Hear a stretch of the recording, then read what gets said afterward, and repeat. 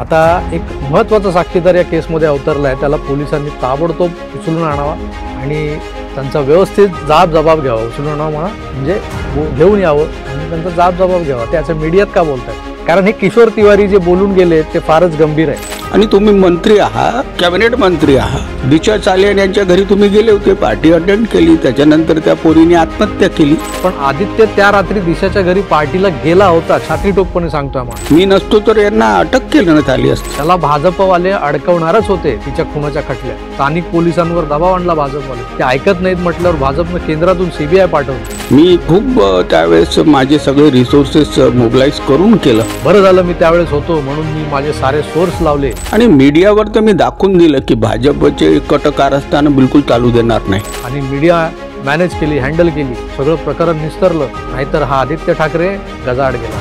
आदित्य ठाकरेला अटक झाली असती नव्हे, ती आजही होऊ शकते, अजूनही होऊ शकते. मोदींची इच्छा ज्या दिवशी पलटेल त्या दिवशी सगळा भ्रष्टाचार काढून मोकळे करतील ते.